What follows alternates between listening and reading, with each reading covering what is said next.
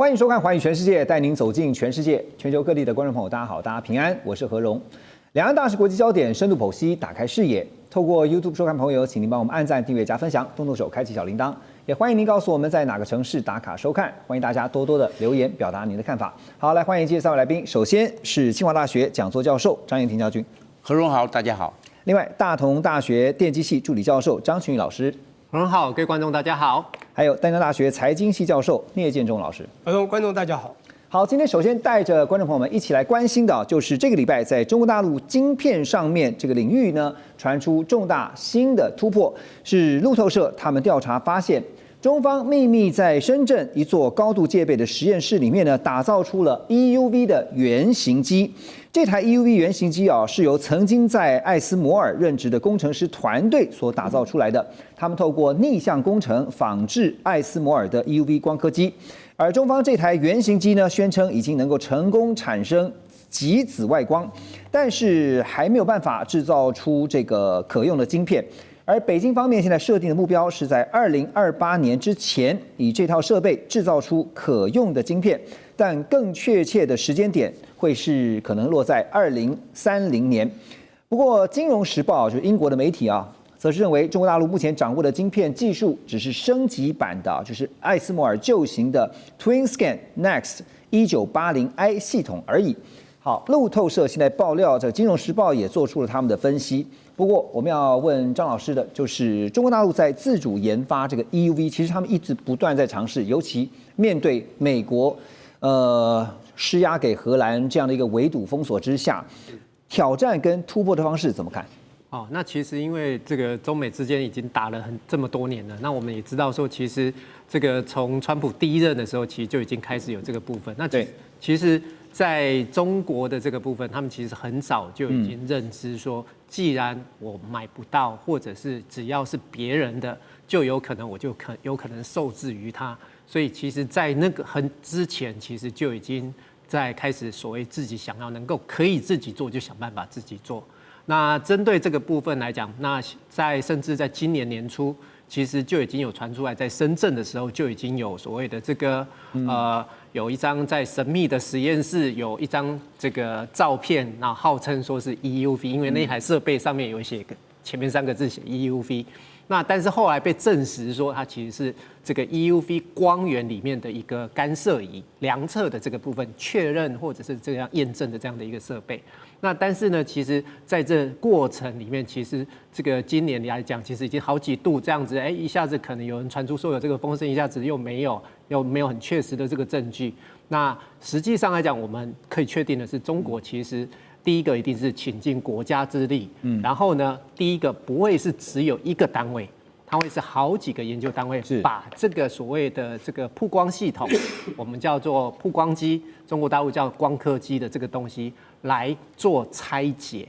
我所谓拆解是一台这样子的一个曝光机的一个系统，它其实分成很多的这样的一个部分，包括我们所熟悉的这个光源的部分，对，有所谓的这个 DUV， 我们叫做深紫外光。那更短的这个紫外光，我们称为 EUV 极端紫外光。那 DUV 它的光源的波长是193奈米的这样的一个波长，那 EUV 呢是13.6奈米，这2个相差其实非常非常的大，差了10几倍。那也因为这样子，所以这2种不同的光源，它在设备上，在所谓的制作的原理上来讲，就有很大的差异。那这个第一个部分光源来讲，其实中国大陆其实有很多的研发部门，或者甚至很多的公司，其实都在做这个研发的这样子的一个开发。那在这里我们有这边提到是说，尤其像最近提到的这件事情，就是这个有一位曾任这个艾斯摩尔的这个中国籍的科学家研究人员林楠，对，他这个发表了一个最新的这样的一个研究成果。那主要来讲，就是在针对这个光源的这个部分，荷兰的艾斯摩尔的它采用的这个技术是用2氧化碳雷射把这个锡的液滴，这个在高压的环境之下去轰击它，那这时候轰击的温度是22万度，所以是非常高的一个温度。那接下来还要再轰击第2次，那把这个第2次的轰击的时候，才会产生出这么短的紫外光。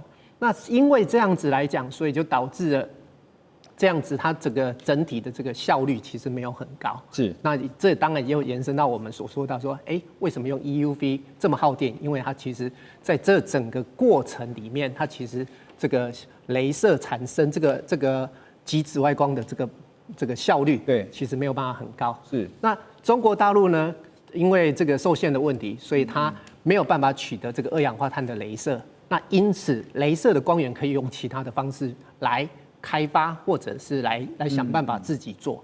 那他们就想到，就是像我们所谓的这个固态雷射。那固态雷射的意思就是说，就像我们这个大家都看过那个雷射笔，教学用的那个雷射笔，对，我小小的一颗我就可以打出红外线。是，现在它可以做到瓦数很高。那所以呢，林南这个的研究就是。我既然没办法取得2氧化碳雷射，我就用这个固态雷射的方式来产生出这样子的一个光源出来。那当然，这个目前来讲，这个研究成果证实这个方向是可行的。那但是这个效率上来讲，还是没有办法真正量产。就金老师这样的分析，其实就是说，只是时间问题哈。现在已经有原型机出来了，那虽然现在还没有做出可用的晶片，但是只是时间早晚的问题啊。那现在除了光刻机，就是硬体这边部分之外，晶片的领域哈，在这个礼拜也有一些重大的讯息啊，也是突破。AI 晶片新创公司叫木犀，他们在这个摩尔县城之后呢，创造中国大陆新一波的 AI 晶片浪潮。怎么说呢？因为在12月17号，木犀登陆这个上交所科创板，在盘中一度创下了新高点啊，飙涨到突破了755%，最终呢，这个收盘的时候呢，大涨了将近7倍，成为最近以来中国大陆资本市场最受到瞩目的焦点。木犀这家公司呢，其实是在2020年由前超微的员工叫陈维良他所领军创立的，他们专注在全端 GPU 还有运算平台上的研发，而目前呢，木犀也是中国大陆少数能够达到千卡丛级、大规模商业化应用的 GPU 供应商。而摩尔县城它的表现也是不遑多让。12月20号呢，他们发表了新一代的 GPU 架构，叫花岗，号称这个算力密度可以提升50%，能效呢提升10倍。其实不管是木犀也好，还有包括摩尔县城另外就是大家所常常听到的寒武纪这都是中国大陆呢都被认为说是像美国辉达一样，就是未来的这个后起之秀。所以聂老师怎么看因为光是木犀的 IPO 第一天股价就大涨了7倍。您从财务的角度去看我们可以理解的就是说，象征的市场非常看好它未来的后市，就是大陆的晶片自主生产的商机。那我们也知道研发需要非常大的资本，所以在资金面上看起来这问题是不大的，对吧 ？OK， 你先讲一下这个。当然，它 IPO 之后，当然资金就更进来了嘛。对。那当然涨了7倍多，这是一个非常算是可怕的这个数字啊。这个量大到这个在股市中，这个只要去买的不是就大赚了吗？但我们都知道股市如潮水有涨有跌，你也不可能说它就一直涨下去。但是一出来就这样这个亮点就这么亮，这绝对有原因。我想跑不出2个原因第一个呢，大家都知道现在是一个 AI 浪潮嘛，走这个趋势，只要高科技的它就会被肯定。但是你必须加到另外一个，就是它必须真的有价值。什么价值呢？它必须要有一些很高超的所谓的技术的深度是被突破的，而且这个突破要被肯定。好，那我现在讲一下，我常常在讲说，中国这个真的像一只潜在海中的龙，它过去在浅滩招虾戏。它现在深海中呢，真的游龙真的是活力高的不得了。它已经吸收了非常大氧气，练了一身的 muscle， 所以谁来它就一直要挥一个头或者甩个尾，对方都会看到它的 muscle 之大，会担心。而且我觉得这只龙还生了非常多的小龙在里面。各位，半年前你也听过这个新凯来，对不对？大家知道，在这个突然神秘出现，这个叫这个 Semicon China， 哇塞！一展秀的时候，大家知道刚刚讲这个光刻机这 EUV， 大家说哇塞，这个你又开始追上艾斯摩尔了。你刚刚讲的寒武纪等等，我们都不要去细数，这些小龙太多了。你刚刚讲到木犀，又讲到这个摩尔县城，我跟你讲，一家又一家，而且每一家都说，之前都不太知道，都浅浅游在海中的小龙，怎么一出来就这么的凶猛，一冲就冲很高。我跟你讲，这就是他们的深度真的突破到一定的水位。刚才呢，这个老师有讲到一个重点，就是中国现在布局整个他们的科技是遍地开花，全国起之全力。而且这真的是用钱去扎下去。您刚刚也提到钱，各位回想一下啊，当这个习近平上来的时候，他们刚开始丢的叫这个红色供应链，红色供应链很快的隔年就打出了所谓中国自主的 China Creation， 叫中国制造。那这时候呢，就在2014年扎了非常大资金啊，1387亿，扎就叫大基金一起计划。从那个时候你就看到他们准备科技突破，所以2015年写的这个中国制造2025，我们谈了很多次 China Creation 2025，最重要的他开始讲的2、3、4、5、7、8、9、10的2是什么呢？工业化和资讯化。工业化它要做到制造强国，它现在已经是制造最强的国家了。我想啊，它的制造业不但已经很强，而且还是突飞猛进。美国是空洞化到不得了，现在美国不管其他地方多强，光这个制造业，它大概就忧心忡忡，不但忧心忡忡，会胆战心惊，会害怕中国。第二个呢，我在讲它的第二个话叫做资讯化，资讯化就走科技这一端。各位，它的科技资讯现在已经走到，我想真的不是我们现在凭空所以想象说中国到底多进步。是，可以去想想为什么美国要抓这个新疆的这个所谓的这新疆的问题，这个是所谓的人权问题，很清楚，新疆就布局了39个算力中心。这都要 backup 当未来的 AI 整个算力的支持，它这个都完整建立。而他们现在虽然我们都知道它很内卷，就是因为所生产的所有制造业加上科技资讯化所做的科技业的东西都便宜到吓神，而且速度又快，所以它第一个广，遍布开花；第二个深，很快速的可以做出一个科技含量够高，而且让全球都担心的。那这个最重要就是成本又低。当成本一出去的时候，包括军事力量，我还跟人家开玩笑说，他打一个这个，就算不是很远程飞弹，只要美国有一颗飞弹这个防空罩要去挡它，他可能丢100万过去，美国可能要6000万去挡。也就是我的意思说，中国所做出的东西都非常便宜。你看电动车啊，什么电池，所有的东西都这样，一样的东西，他们的东西一一的突破。我们现在看到不但是科技的突破，还有它的成本的优势。还有速度之快，以及这个我们讲它未来的电力这个储备，我觉得整个就是您说它怎么看这个中国整个的 AI 的趋势的后市呢？对，我觉得我跟你讲，这个现在我们普遍来讲，它除了晶片被质押，它没有办法拿到最先进制程做到完整以外，但是大家也一直在想，它迟早会追上，这是事实。那整个我们讲霹雳开花之后的中国，从成熟制程到 AI 的整个后市趋势。它已经超越了，它还直飞向上。我觉得未来的后市不可挡。对，您刚刚点到一个重点，就是说这条大龙它下面还有非常多的小龙啊。其实刚刚讲到的，包括寒武纪啦、摩尔县城啦，还有像是木樨啊，我特别去看了最近一篇报道，他特别点到的就是摩尔县城的部分。他说，其实像摩尔县城有很多他们的就不管创始人也好，或者说他们里面的这些创始的员工，其实都是生前在包括像刚刚讲到的超微啊，还有包括像是辉达的前员工，而且他们懂得的是整个 GPU 建立起整个 GPU 的生态系，它不只是做 GPU 的晶片，所以他们的实力真的是不容小觑哈。那当然，现在看到的就是说，在中国大陆的晶片科技宣称不断持续突破的同时，总是会有人唱衰啊。纽约时报是批评呢，但是他们批评的是谁呢？是批评川普。奇怪了，这个川普呢，他们怎么批评啊？他们说，川普开放 H200禁令。这个是一个灾难性的晶片政策，而且成了中国大陆最大的助力。报道说呢，川普政府向外界宣称，向大陆出售晶片会使得中国更加依赖美国产品，阻碍提升本土产能的努力。但中方对此有着清醒的认识。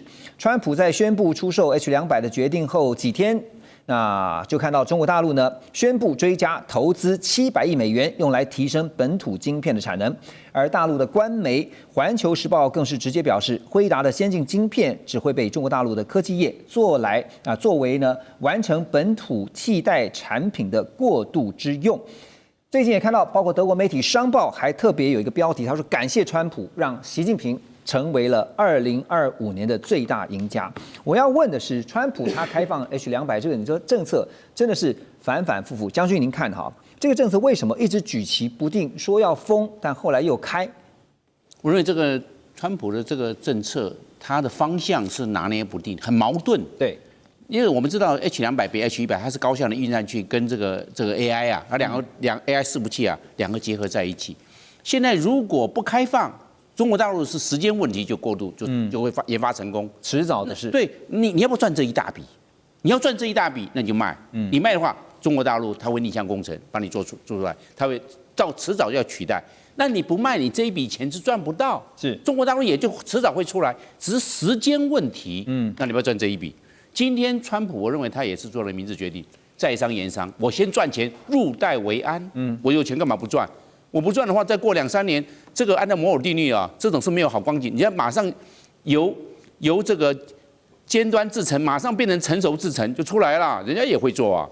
那中国大陆它有没有这个条件？中国大陆有这个条件，逆向工程就进来，而且中国大陆我们知道，在这个半导体、在算能的领域中获得了非常多的专利，所以他有这个能力啊。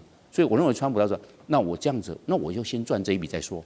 我不赚这一笔，你迟早你也会做，那我没有办法赚到。那好，那这样子有没有帮助中国？有，中国大陆当然拿钱买了，你这个都是尖端的。但是我这个中国大陆一项逆向工程，他就做出来了。他知道本来散热中国大陆有困难，都会到最后蛮热的嘞。但是我一这样我也知道了，拿了H200之后，我知道散热要怎么改良，我知道了就改良。花了2年改良，它也散热成功了，算力也快了，散热也成功了，中国大陆也会了。但问题是美国赚到钱啊，对，那中国大陆提早了1年或者2年，它也达到了这个从尖端制程过渡到成熟制程，它也会做了，变成双赢。所以川普今天讲要双赢还双输，对，那川普走双赢，我先赚钱，你赚提前量。你提早2年达成，所以川普后来他会精打细算。对啊，那宁可双赢路线，也不要变成双输路线。真的，将军讲到重点哈，这个从来都是双赢，而不是零和游戏啊，不可能永远都是赢家。那等一下来看，当然中美之间的竞争是永无止境的，最新的战场在玻利维亚，马上回来。欢迎回来。除了晶片战，接下来我们要来看的是资源战啊。这个中美双方现在在南美也布局资源战，要争夺的是高科技产业所需要的原料。而最新的战场就在玻利维亚。玻利维亚蕴藏的锂矿是排名全球第一，那产量呢？这个就是蕴藏量啊，高达了2100万公吨。跟阿根廷还有智利呢，因为他们一起拥有58%，占全球58%的藏量，所以呢，他们并称为南美锂三角。从2006年开始啊，玻利维亚在近20年来都在外交上是倾向中国大陆的。不过新任的玻利维亚总统呢，就是中间派的这个罗德里戈·帕斯呢，在11月上台以后，面对通货膨胀率升到20%以上，创下30年来的最高。那所以呢，他宣布要向川普政府寻求金融援助啊，同时向外国的投资者开放巨大的锂矿藏。好，现在拿着巨大的锂资源来向美国求援，那这样会真的就是颠覆了中国大陆对于南美锂矿的一个控制权吗？而且我要问的就是，聂老师，您觉得美方帮得了这个忙吗？中方又会坐视不管吗？我先讲美方能不能帮忙。大家都知道，最近他们丢出了一个新的法案，叫 NSS 嘛，是 National Security Strategy， 国家安全战略。但这是什么版？缩小版，战略缩小版。也就是他知道他自己力量真的不太够了，制造业空洞化，钱有限了。我努力的要 MAGA 把钱弄进来，就全球当提款机，努力的把各种好的资源弄过来。造船业要弄也缓不济急，这个晶片从台湾很好带了啊，一下弄几个厂过去，弄一些技术人去，可是要好几年之后，所有的舰艇、军舰，所有的东西要盖，他们现在制造能力缺，所有东西都要好几年之后，那所有东西都已经落后他们现在一个最大的对手中国的时候，他有能力吗？因此，他 NSS 的重点就是各个我的民主盟友，请注意，你们以后呢要自己要照顾自己好。我会支援你们，但是你们要承担自己责任，有没有？里面最重要就在强调这个，所以他有没有能力？说有还是有，在全球民主联盟之下，全球都知道最生活愉快，然后 GDP 最高，然后最享受阳光、沙滩、海浪，还是美国。感觉美国就是西方面就是最进步嘛。所以任何一个稍微有危机的国家，第一个想到还是美国，在整个国际中一定还是，尤其中南美洲，当然跟这个美国就是不管怎么样，南美这个也比较靠近。还有，我觉得现在主要有一个重点，就是这一次啊，在11月8号上任的这个他们玻利维亚才刚改选，对新的这个 PAS 这个总统呢，他是一个讲不好听是很保守派的，也是比较右派的，是比较属于现在当然就是现在全球都右派都变政治里面的主流，对不对？也比较请这个美国这边呢，因此他还有，我觉得这是第一个。第二个呢，我觉得他为了要自救，因为他们这次产生了一个很大的结构性破坏的经济问题。他这不是通膨而已，让民生这个问题是，他根本没有钱还外债了。他的整个外汇储备啊，啪，突然大降了85%，整个那个 foreign reserve 已经缺空了，他没有办法还，他必须用一些招数，有他的资源去求援，世界最大的老大哥还是美国，对，这是一个主要原因。但是我觉得他可能搞错一个地方，就是我刚讲 NSS 这个问题，美国已经不再是过去那样的美国了，而这 BUS 呢，他搞错一个东西，他跟中华民国以前在1919年就已经签约，当然后来是中华人民共和国取代了很多的位置。1985年跟中华人民共和国签约到现在，其实非常友好的，一上来就要砍断，就要拿部分过去的资源要去向这个美国讨好。我觉得你看出来一个问题，就是这个总统他可能认知有限。因为他国际宏观不够，他不知道这个世界的变局变成什么样。我相信这个，我们讲不管他的国多大，你刚讲的离三角嘛，阿根廷啊、智利啊，还有他这些国家都我们讲了，我们其实台湾是一个智慧城市很高的，那些国家智慧城市并不会很高。总统他认为他跟美国关系好，他其实并不了解国际宏观，他更不会知道中国已经发展到什么样。像我们所讲的中国的起步啊，外军事科技的力量，他不会知道，所以他会觉得我现在要救国了，先抓紧老大哥再说。那最后的重点就是你讲的，美国基本上先自救了，要不然就有部分利益去帮他了。最后还是没有办法。如果他真的做多了，中国再去插手，最后美国还是会被抵制到很惨。这才是关键，就是美国现在还有余力在经济上面去援助这个玻利维亚嘛哈。玻利维亚现在讲得很清楚，就是 show me the money 哈，我要钱啊，我就是要钱，我有锂矿场，但是欢迎你们给我钱。可是呢，在倒向美国的同时呢，也有分析，就是中信期货也指出啊，2026年将会迎来锂市场本轮周期最后的投产高峰，因为在全球这个锂资源呢供应量预计会增长30%，而增量主要来自于中国大陆、非洲这些地方的新建还有投产专案。那中国锂矿产的这个锂产量啊逐步攀升，明年预估将会超越澳洲，成为全球最大的锂矿生产国。产能攀升就会导致电池级的碳酸锂供过于求，所以造成了这个价格也持续探底啊。所以最近也看到中国锂业陷入了这个亏损的状态。而有亚洲锂都之称的江西宜春，在12月12号也看到他们发布了关于锂公告，注销27个这个采矿权的公示，计划要注销27宗采矿的许可证。所以市场就是这样子，供不应求跟供过于求问题都很大。那是不是意味着说，就算现在中国大陆失去了玻利维亚，张老师您觉得也暂时不会影响到中国目前在锂矿产业的龙头地位？好，那其实第一个我们先看的就是，为什么供不应求这个部分，我为什么要关闭的原因？那这个我如果关闭是因为我经营不善把它关闭，那当然是一件事情。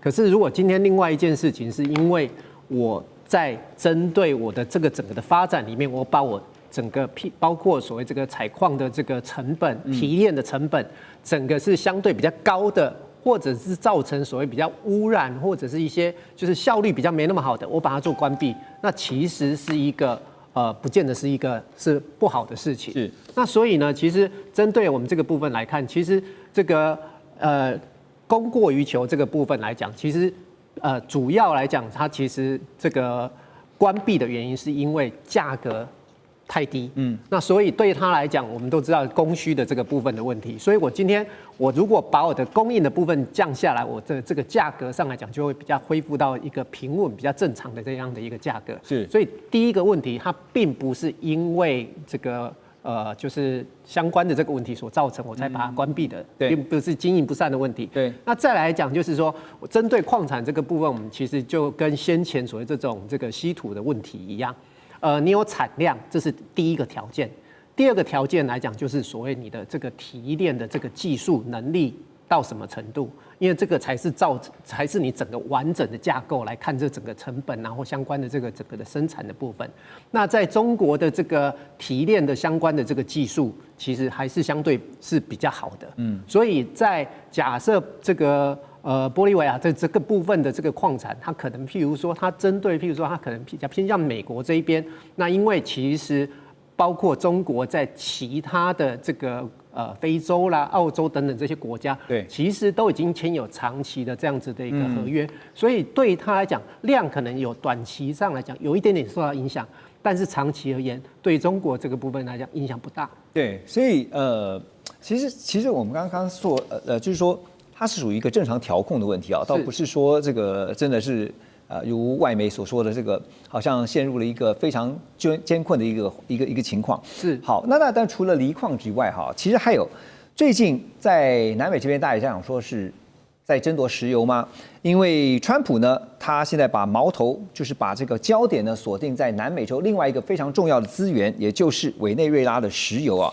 因为川普最近不是下令吗？说美军扣押了这个委内瑞拉运输石油的影子船队，而根据《华尔街日报》报道，这些影子船队呢，大约有900艘这个船只，大约占了委内瑞拉石油出口的70%，而大部分的运油的这个出处啊，就是给亚洲的买家，年收益估了一下，大约是80亿美元。到目前为止呢，仍然有75艘油轮在委内瑞拉的水域徘徊，而其中一半都被列入是美国财政部的黑名单。所以现在扣押委内瑞拉运到亚洲的石油，是不是等于间接的在跟中国大陆抢夺南美的石油资源啊？这一点怎么看，将军？我认为应该是这样来看，因为最重要是要除掉这个委内瑞拉的现在的总统马杜罗。哦，那马杜罗在这一方面呢，他是强调是跟美国走不一样的路线，所以美国才会极限的军事施压，军事后来效果没用啊，这个 F-35、F-18都过去了，也侵入的委内瑞拉的领空，就是沿海的领空12海里嘛，他也来做擦边球，好像效果也有限呢。然后也做了这个我们讲的，现在就变成邮轮管制，邮轮要出去之后，因为委内瑞拉穷，他现在的国民所得每一年每一个人才1900块美金。它是发展中国家，就要靠每一年80亿美元的这种出口来赚它的外汇。那这样的话，哎呦，那是不是掐到它的经济命脉？经济命脉怎么办？那油轮管制嘛，不让你油轮出口。你只要这些运油的人不是运到这个美洲地区，你是运到那个亚洲地区，我就给你管制住，我让你掐到你的肚子，看你能够怎么样。是这样。第三个就是才是军事行动，所以美国是有节奏的，他现在是掐他的这油轮管制。那我看呢，这样子的话，看看马杜罗会不会政治转向，会不会做调整？我认为在这一方面呢，这个还要做观察，没那么简单。但是我们来看，那是不是中国在这一方面是不是跟那个美国这边强了，最后会拿下胜利？我认为美国会胜利。怎么说？因为美国有3大优势。第一个，美国有地缘的优势，美国的佛罗里达州距离委内瑞拉2200公里，我近。那中国大陆在北半球隔了一个太平洋，它跟委内瑞拉距离多少？2万公里，对，2000公里跟2万公里就知道谁的地缘影响大。当然，美国嘛就在我家旁边，这是第一个我讲的地缘优势。第一个，第二个，美国有军事优势，哪个军事讲谁投射到委内瑞拉投射最快？当然就是美国嘛，美国的航空母舰过去，美国的军舰过去，美国的战机过去，空中加油就过去了，2200公里啊，这些战略性。那中国大陆鞭长莫及，2万公里我没办法。美国只是隔了一个波罗，我们讲到的这个加勒比海，只是隔个加勒比海过来就到了，就是那么近，你怎么样？第三个，美国有历史上的优势。美国在1823年门罗主义，现在是2025年，200年了。门罗主义就讲说，美洲是我们美洲人的事情，你其他人不要碰。所以200年门罗主义了。那境外的想要来这个干涉，打破门罗主义，有这个历史上的困难。对。所以这样的，美国3大优势：军事上的优势、地理上的优势、门罗主义历史的优势。外国人想要插进来，你没有一个非常非常强大的这方面的力量，你想要一时两刻就要改变这方面的这种历史跟地理上的现实，我认为困难度非常之高。所以我认为美国在目前这个状况来看的话，美国占有绝对优势。就在委内瑞拉在美洲的话，就让刚刚这个将军在分析的时候，我想到鞭长莫及这4个字哈。那反之亦然。其实，在亚洲这边呢，同样美国能够使得上力，会像中国大陆一样具有这么强的实力吗？恐怕也是得考虑到地缘关系。马上回来。欢迎回到《环宇全世界》，我们来看的是解放军空军最近又宣布新武器的发展进程啊，这是由成飞，就是成都飞机工业集团所研制的歼36，最新传出有2架原型机首度进行编队飞行，而这2架原型机的尾喷口啊有着明显的差异，其中1架的尾喷口呢是埋入式这个沟槽喷口，另外1架则是设计为2元矢量喷口。另外，解放军空军最近发布了他们的一个主题微电影，叫《梦远》。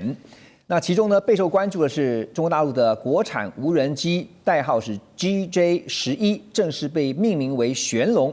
它也进入了解放军的装备阵容，成为大陆首款服役的隐形无人机。我先请教将军的是，在机尾喷口上的明显差异啊，它主要是跟什么有关？是动力应该是跟引擎有关，但是个尾翼的这个喷口。它本来的时候它是进行了气动力优化，你看它引擎它没有垂直尾翼，它是个扁平的，你这样看哦，它就把这个垂直尾翼的把它省略掉，然后也引擎优化，因为你没有垂直尾翼的状况之下，我们知道所有逆中战机都是斜垂直尾，你看没有垂直，对，就只垂90度的，有90度逆中效果变差，都是斜的，那有这方面的困扰，我整个都不要了。我通通放在边边，在翼尖放在翼尖这个样子，它是这样子，那就变成我讲到的，这是气动力优化。它第二个优化是什么呢？推力优化。推力优化为什么要向量喷嘴呢？因为我们知道在弓角飞行哦，你速度越快的时候，它弓角会越低，会这个样。你速度越慢的飞机是这样子。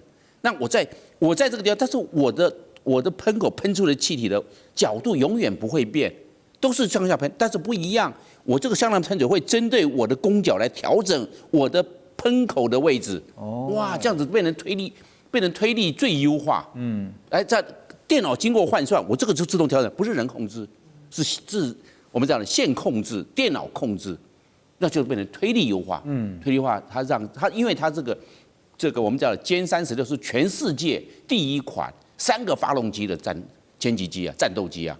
以前都是就双发动机或单发动机了，没有3个发动机，因为它背上还有。所以这可以增加在空中的缠斗力。这个我们可以讲增加空中的速度，还有我们讲的节油，就是说我的航程会变远，我可能可以到达4000公里、5000公里，我可以做长程的这种攻击，或者是渗透轰炸。为什么？因为我优化了，是这样，所以我认为它这个歼36是在这2方面，还包括了逆中，包含推力。还有气动力，还有包括逆中，对，3个优化。那将军怎么看 GJ11？这个接下来就是攻击11。那攻击11，中国大陆现在已经初级量产，因为它现在已经有8架了，2025年才完成8架，初级量产完毕就准备列入作战序列，所以大家对攻击11开始很关注了。那海军也有，海军叫做攻击21，也是同样的。那攻击11的话。它大概它的特色在哪里？因为它整个飞机的长度12.2公尺，但是它的翼展14.4公尺。哎呦，我认为它这样的比例刚好对这个无人机来看，还对逆中来看的话，这个大小是刚好的。然后这个它在哪里呢？将来的时候做踹门的角色，为什么？因为它里面还有2个弹舱分开的，2个弹舱跟4个挂架，那我就2乘4等于8个挂弹，8个那个你挂那么多干嘛？我好踹门啊！那为什么要派你踹门？因为你你逆中又没人，那换句话说，我只是装备损失啊。对，震动轰炸这个实施完毕之后，踹门完毕之后，可能后面的歼16也好，或者它的这个苏凯3栋下去做攻击。了解。他把那你踹门踹什么门啊？踹虾、打雷达、打通讯站。雷达一打坏之后，追踪雷达、收雷达都打掉了，没有了。那这样的话，那后面的进去的话，人家瞎子啊，你就可以进去如入无人之境，做一个我们讲的战场主角，或者是密支支援作战就可以了。所以攻击11它是在这个地方，那这个空军做完了，那海军要用啊。所以海军只是这个结构，为什么？因为它要上航母，所以它结了起落架强化，另外一个抓了那个我们叫做捕捉钩。他好像就刮那个。就除了飞机之外，哈，现在除了飞机的试飞，哈，我们要来聊的是说，歼36就是我们刚刚说密集试飞。另外呢，成飞也在规划建设啊，就空天装配基地，预计要投资4.22亿人民币。然后呢，新征收机场周边工业用地有200多亩啊，建设一个空天装备的装配厂房。这个新的厂房将会用来作为浩龙这个货运航天飞机一些空天装备的研制生产基础，而浩龙呢是大陆自主研发的第一款可以重复使用货运航天飞机，是由成飞设计研制的，特别为商业的航天空间站，就太空站呢低成本的运输系统而打造。所以现在中国的2大飞机的厂商啊，包括了成飞也好，沈飞啊，因为沈飞去年也在打造27万平方公尺的新厂房，拼命的扩厂。那背后我们怎么解读中国航太业的一些信号？我们先讲这个，在2战的时候呢，全球最大制造强国就是美国，现在是中国。那么过去的美国呢，一天可以制造非常多在军事上这个可是用途的，不管是炮弹、坦克、飞机等等。现在呢，他们说他们一年可能做不到几艘船，而中国人一天可以做到很几艘，甚至有人在调侃说，美国利用同样的时间，终于做出了一个比如舰艇或者飞机的时候，中国呢已经做出了一个可以创造非常多飞机的一个船坞，这个船坞或者一个飞机场，诸如此类的。我的意思是说啊，那个在中国制造2025就是2015写的里面，这样工业化、自营化到最后10大领域的时候，第一个叫做新一代讯息，也就是5G 要跳到4G 要跳到5G、6G， 是，所以中兴、华为出了问题，被这个晶片制压。最后呢，它第二个这很重要，叫做他们的航太要推升向前。那航太就是包括这些，包括当然嫦娥登月等等啊，这个很重要。也就是成飞、沈飞是大陆2个非常重要的我们讲这个制造飞机的基地，不管商用、军用，尤其是军用，我们都知道现在不管是那个5G、6G，现在还有战机叫5代机、6代战机啊。我们知道现在5代战机，不管是美国 F-35、中国的歼-22，打来打去，不管较量谁高谁低，即便是全世界认为 F-35最强。但是中国歼-22也不一定输啊，但是中国已经密集在试飞歼-36，这是成都的成飞，这个试飞呢已经成功，而美国呢最少在很多的报道上最少3-4年，他现在要预计在2028年去才有办法去试飞，我觉得他们缓不济急了。而沈阳一样的，你看他做的这个空天装备的这个装备基地，我的意思就是说，人家还在做飞机，他已经把整个基地要越做越完整，以后啊后勤就变得非常重要。你今天打掉一架，他马上再制造2-3架，而对方可能打掉一架，可能好久才能再制造一架。所以后勤中国会越做越强。那么当然沈飞也是一样，沈飞也有第6代战机哦，歼-50也会摇摇欲出啊。你知道美国的这个第6代战机是由波音这个 F-47做的，它的厂房设备已经很难再往上突破。所以未来你就知道这个，你说是什么讯息呢？就是中国基本上在秀 muscle， 他把他过去隐形的 implicit 的一种我们在慢慢练身体，现在已经秀出来，告诉你很多东西你真的要小心，要注意到。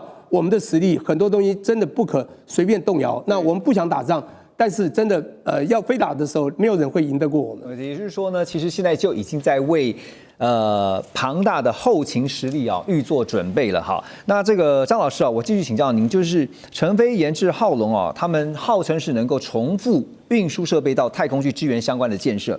那我们想到的就是美国的 SpaceX 也是啊，不断在测试这个可重复使用而且回收的火箭嘛哈。那未来成飞的这个浩龙会如何去改写整个太空产业、全球的太空产业的市场呢？好，那其实这个 SpaceX 当然大家想到第一个就是它第一性原理，就是把以前你发射成本最高的这个东西，以前都是一次性的，我现在把它变成可以重复回收，再利用重复来做这个部分。那所以呢，可是如同我们这边所知道的，以往都只有这个美国这边 SpaceX 可以做。那但是呢，现在如果中国的这个成飞也可以来做这样子的一个商业服务，因为它其实这边有提到是商业的这样子的一个发展，商业的一个提供这样的一个商业服务，是，所以其实来讲，我们就可以预期到是说，同样的这样子的一个概念，那它就有可能可以提供类似像 SpaceX 这样，就是可以重复性的，那整体的，我今天不管是所谓在筹这个运送卫星。因为像现在这个大家提到所谓这个低轨卫星 LEO 的这个部分来讲，也是 SpaceX 它现在的发射量是全世界最大最高的这个部分。对，那所以呢，透过这样子的一个方式，也许这个中国大陆它也可以提供它这样子的一个商业服务，对于它航太的这样子的一个这个科技的这个部分，在某一个程度上也是要告诉全世界说，不是只有你美国可以有办法做这个事情而已，我中国现在也可以来做这样的一件事情。那但是呢，我们又必须因为其实这个是它的发展方向嘛。那接下来大家要看的事情是，我今天可以重复，那到底我可以重复几次？那我整体的一次发射的成本总 total 算起来，这样的一个成本能够跟真正 SpaceX 这个部分相比较差多少？因为这个目前还未知。好，所以这个其实是我们后续要看的这个部分。但是在这里我们可以看到，中国这边很强大的这样的一个企图心。对，是。而且其实这就让我想到说，中国大陆的制造实力是不容小觑的，是非常强大的。然后刚刚我们特别讲到说，美国这边的 SpaceX， 那现在讲到的浩龙其实就是对标啊，尽量的去想办法说，我可以跟美国并驾齐驱。而且其实中国大陆还有一个优势啊，就是他们常常引以为傲的，就是 CP 值非常的高。是啊，特别还强调说好的东西，然后呢，但是价格是相对来讲是比较低廉、比较便宜、比较平价的哈，甚至是白菜价啊。未来如果在应用在商用领域的话，那这个白菜价都可以进太空的话，那真的是非常诱人的。是。那我要问的是说。不过回到一个关键性的问题啊，也就是说，在这个未来的重复使用的运输设备上面，它的品质跟它的安全可能会是最重要的关键。这一点我怎么看？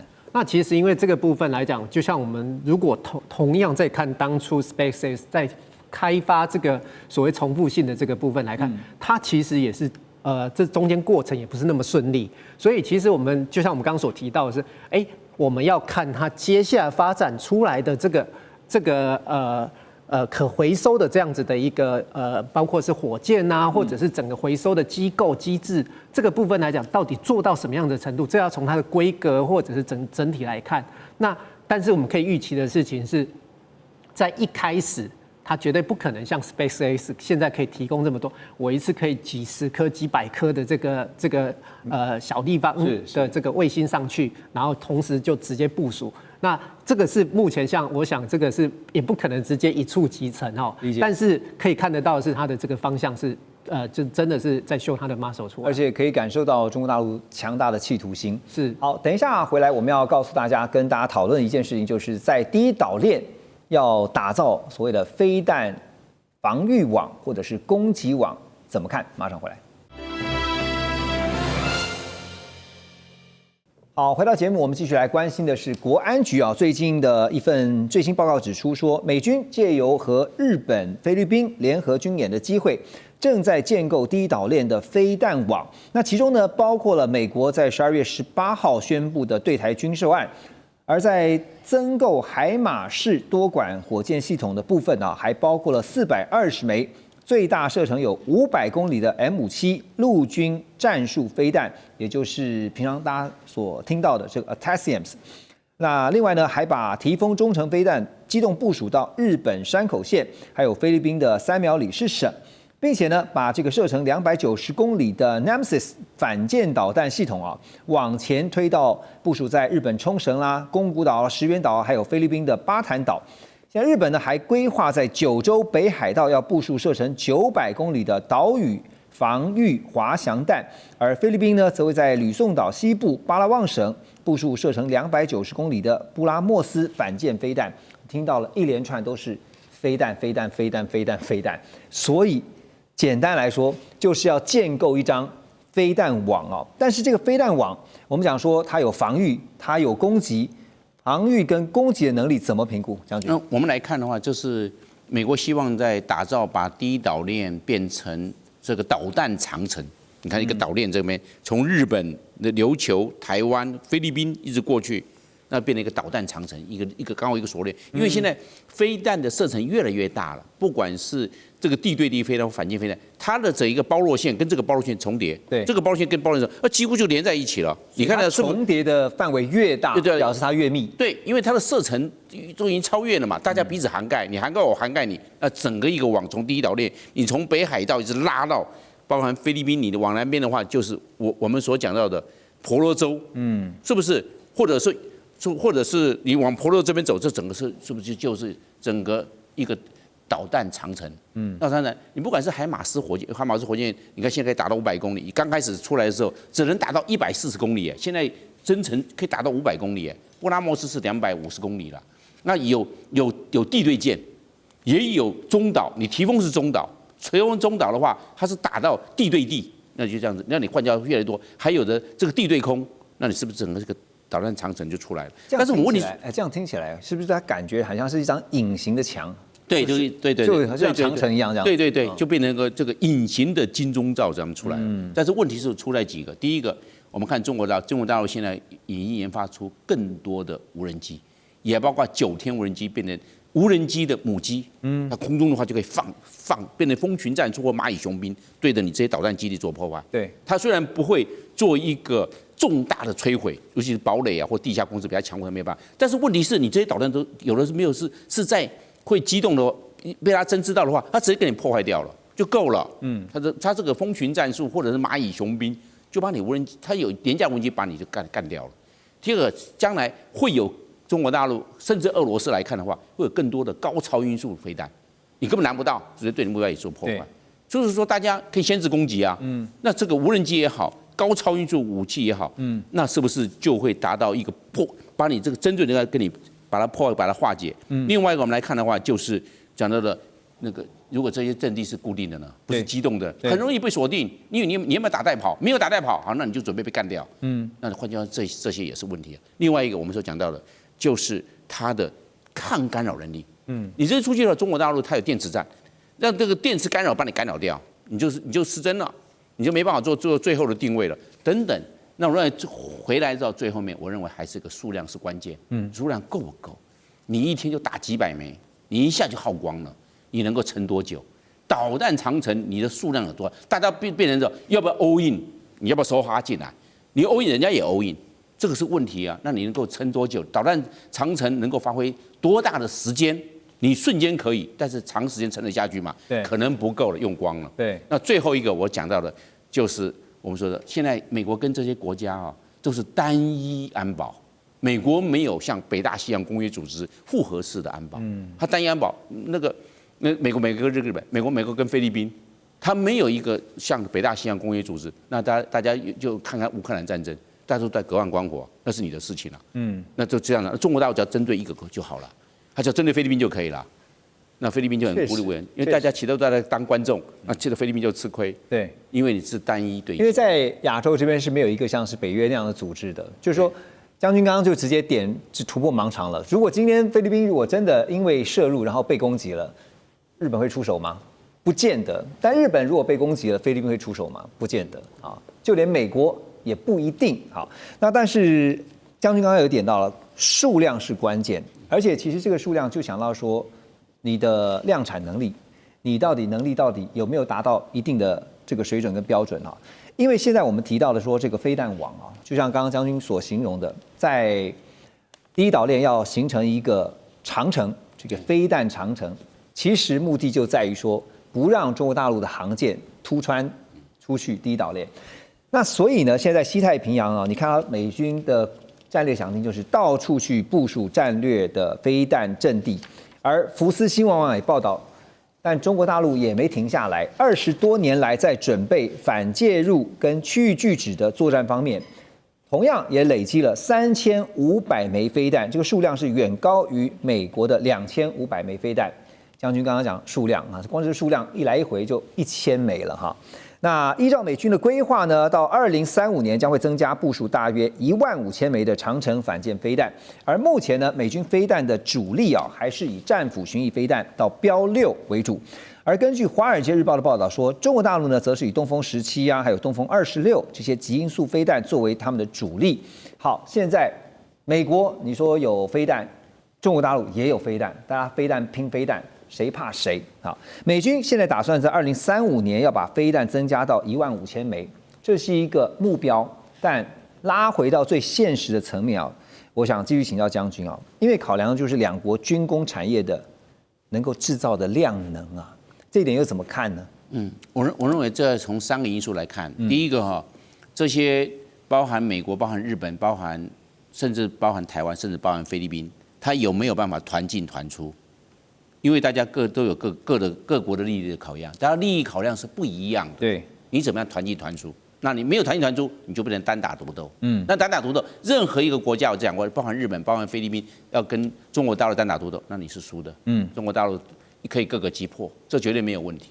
第二件事情就是说系统的整合，日本的Link 22，台湾系统 Link 16，菲律宾还没有 Link 嘞，那大家层次不一样，你怎么整合在一起？就好像啊，一个自由班，另外一个是放牛班。你这班放牛班你要鸡兔同笼，怎么沟通啊？这个整合问题很困难。对，因为档次不一样。日本跟菲律宾档次差，菲律宾差很多，你怎么整合？我认为整合是困难的。第3个困难，我认为是产能的困难。我们看啊，大家现在数量每一个产能多少，每一年产能多少，这是你账面上好看。那实际上，美国的合约商各个合约商，这个弹头的合约商、导引段的合约商、推力段的合约商，还有电站的合约商，哇，好多合约商。